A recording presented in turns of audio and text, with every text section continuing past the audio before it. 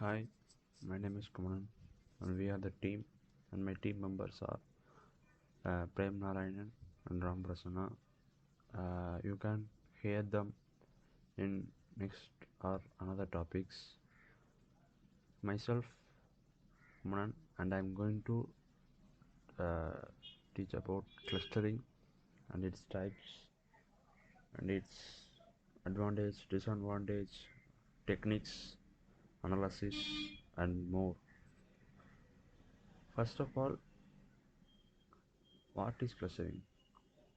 Here, I'm going to teach about the clustering. First of all, what is clustering? Given brief introduction or detailed introduction. I given detailed introduction for this.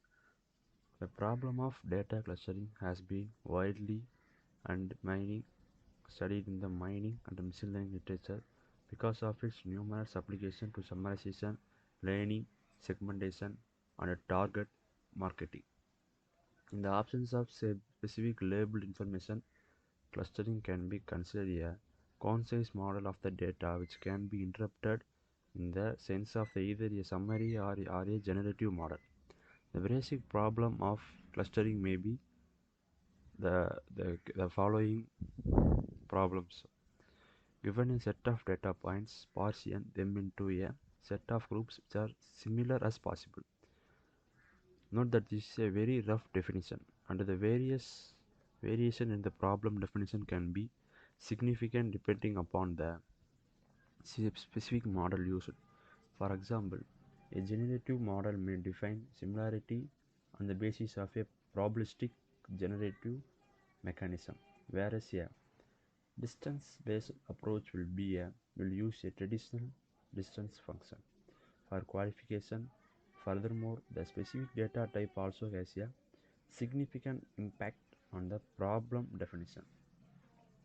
Here you can see that distance based approach. We are going to see distance based approach detailedly, and other as we can see it up normally, but for distance based we can see k-means algorithm, hierarchical, and more.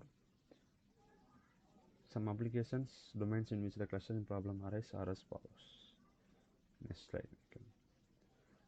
Here that some application domains in which the clustering problems. Intermediate step for other fundamental data mining problems. Since a clustering can be considered a form of data summarization, it often serves as a key intermediate step for many fundamental data mining problems such as classification or outlier analysis. A compact summary of the data is often useful for different kinds of application specific insights. In this, we are also going to talk about insights, it comes later. Collaborative filtering. In the collaborative filtering methods, the clustering provides a summarization of like-minded users and the ratings provided by the different users for each other used in order to perform the collaborative filtering.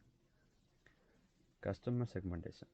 This application is quite similar to collaborative filtering since it creates group of similar customers in the data. The major difference from collaborative filtering is that instead of using rating information, attributary attributes about the objects may be used for clustering purposes.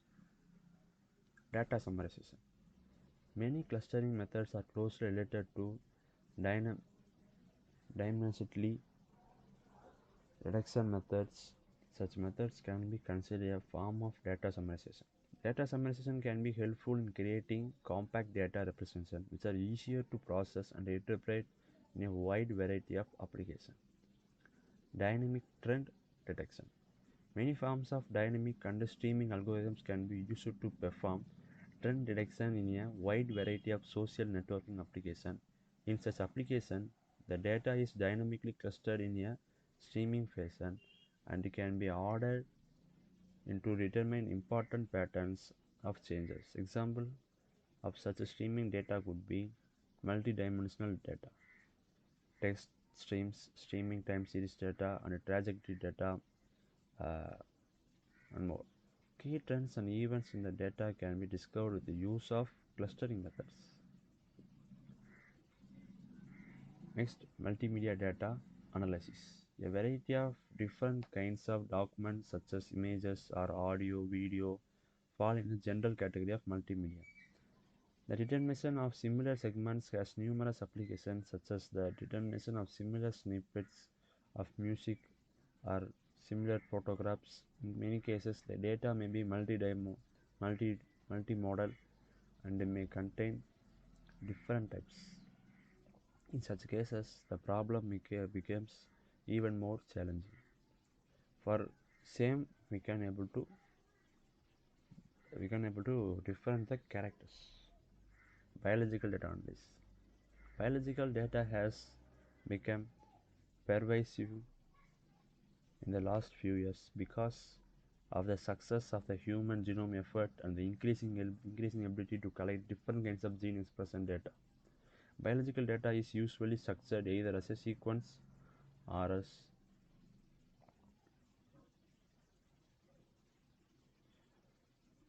next. We are going to talk about common techniques used in clustering analysis. The clustering problems can be addressed using a wide variation of methods. In addition, the pre-processing phase requires dedicated technique of its own. A number of good books and surveys discuss these issues. The most common techniques which are used for clustering are discussion in this section. Feature selection method. There is more selection, lot of selection in this, like feature selection method, probabilistic and generative method models, distance based algorithm, distance and grid based algorithm, leveraging dynamically reduction algorithm, generative models and dimensional reduction, matrix factorization and cloud clustering, spectral methods, high dimensional scenario, scalable techniques for cluster analysis, input output issue in database management, streaming algorithm, and big data framework. There is lot of technique in cluster analysis, but we are going to talk about uh, some some in this concept. Some like feature selection, probabilistic generative model, distance based algorithm, density and grid. For these 4 and 5 only we are going to talk. uh, these are very important, but another not so important, but they are also in the they are also the technique for cluster analysis. Here we are going to see feature selection method. The feature selection process is an important pre-processing step which is needed in order to enhance the quality of underlying clustering. Not all features are equally relevant to finding the clusters, since some may be more noisy than others. Therefore, it is often helpful to utilize a pre-processing phase in which the noisy and irrelevant features are pruned from continuation. Feature selection and dimension reduction are closely related. In feature selection, original subsets of the features are selected. In dimensional reduction, linear combination of features may be used in techniques such as principal component analysis in order to further enhance the feature selection effect. The advantage of the former is greater in portability, whereas the advantage of the latter is that a lesser number of transformed direction is required for the representation process.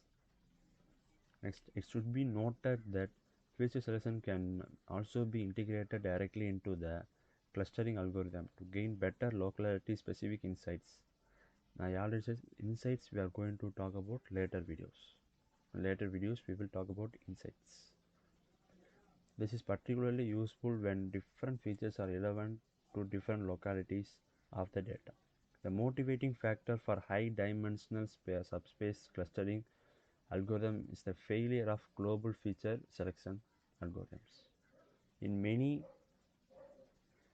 real data examples, some points are correlated with respect to a given set of dimensions, and the other are correlated with respect to different dimensions. Thus, it may not always be feasible to prove of too many dimensions without at the same time incurring a substantial loss of information. Therefore, the use of local feature selection by integrating the feature selection process into the algorithm is the best way of achieving this goal. Such local feature selection can also be extended to the dimensionality reduction problem and are sometimes referred to as local dimensionality reduction. Next, distance-based algorithm. Distance-based algorithm we will talk in next video. We will go for density and greed-based methods. Density and grid-based methods are two closely related classes which try to explore the data space at high levels of granularity. The density at many particular point in the data space is defined either in terms of number of data points in a specified volume of its locally or in terms of a smoother kernel density estimate. Typically, the data space is explored at a reasonably high level of granularity, and a post-processing phase is used in order to put together the dense regions of the data space into a arbitrary shape. Grid-based methods are specific classes of density-based methods in which the individual regions of the data space are explored or formed in a grid-like structure. Grid-like structures are often particularly convenient because of greater ease in putting together the different blocks in post-processing phase. Such grid-like methods can also be used in context of high-dimensional methods, since the lower grids define clusters or subsets of dimension. A major disadvantage of these methods is that since they are explored the data space at a high level granularity, they can be used to reconstruct the entire shape of data distribution. Two classical methods of density-based methods and grid-based methods are DBSCAN and STING respectively. The major challenge of density-based methods is that they are naturally defined on the data points in a continuous space. Therefore, they often cannot be meaningfully used in a discrete or non-Euclidean space unless an embedding approach is used. Thus, many arbitrary data types such as time series data are not quite as easy to use with the density-based methods without specialized transformation. Another issue is that density computation became increasingly difficult to find. Okay guys, let I come with another video.